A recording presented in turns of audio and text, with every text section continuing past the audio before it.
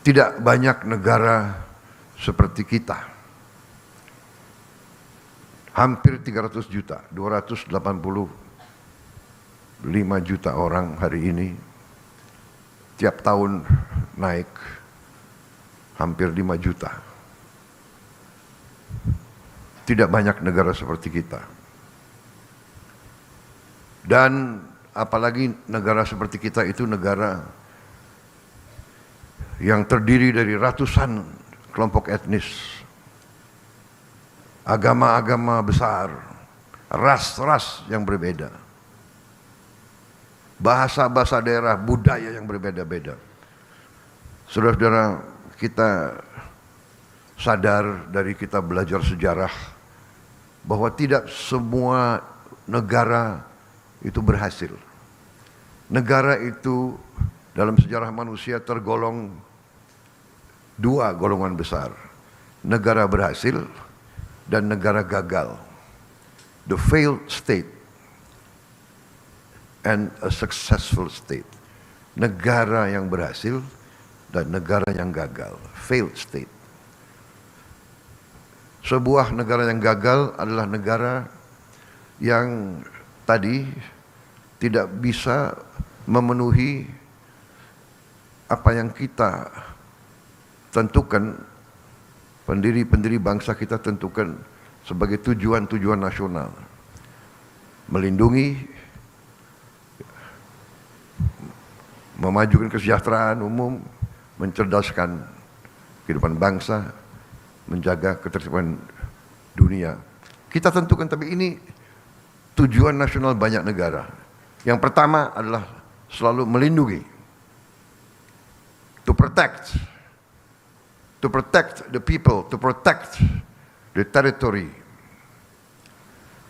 Saudara-saudara sekalian, unsur keberhasilan suatu negara dari kita belajar sejarah, unsur yang sangat penting adalah terdapatnya suatu sistem hukum yang menjamin keadilan bagi seluruh rakyatnya. Ini syarat negara berhasil. Negara yang tidak bisa memiliki sistem hukum yang menjamin keadilan, itu negara biasanya gagal. Sebuah negara akan mengalami tantangan, bisa saya katakan ancaman, apalagi negara yang kaya, negara yang memiliki kekayaan dan sumber alam. Kekayaan dan sumber alam itu menjadi rebutan oleh bangsa-bangsa lain. Karena apa?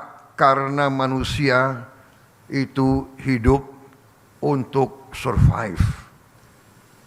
Untuk hidup, manusia itu sering akan melakukan apa saja untuk survive.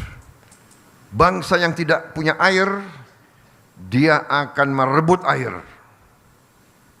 Dia akan perang. Kita lihat India Pakistan sekarang.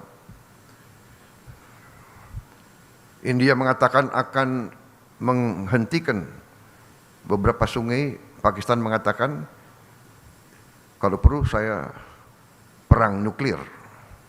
Daripada saya mati pelan-pelan, tidak minum, tidak bisa tanam makanan, saya sekalian aja kita sama-sama mati. Ini survive. Untuk makan demikian.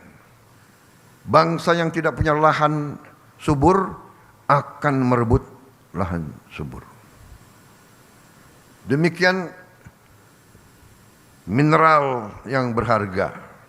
Demikian energi yang berharga. Bangsa yang tidak punya akan merebut. Bangsa yang punya, negara yang punya sering digerogoti. Jadi negara yang tidak memiliki sistem hukum yang mampu memberi keadilan biasanya tidak stabil, biasanya akan terjadi huru-hara bahkan perang, saudara. Ini pelajaran. Jadi demikian pentingnya. Jadi demikian pentingnya yudikatif. Makanya negara modern dari ratusan tahun dikatakan terdiri dari 3 unsur, trias politika, eksekutif, legislatif, yudikatif. Tidak bisa eksekutif hebat, legislatif tidak bagus, yudikatif tidak bagus. It cannot be done. Tidak bisa. Ini sejarah ribuan tahun, saudara-saudara. Jadi sekarang saya mandataris, saya dipilih rakyat, saya sekarang memimpin eksekutif, saya sekarang bertanggung jawab. Saya sadar, kalau saya tidak didukung oleh yudikatif yang hebat, yang kuat, yang berintegritas, sangat sulit untuk saya melaksanakan tugas saya untuk rakyat. Jadi saudara-saudara, saya terima kasih sama Ketua Mahkamah Agung. Ini kalau tidak salah dalam 6 bulan saya sudah 2 kali diundang ke sini. Ya, terima kasih. Dan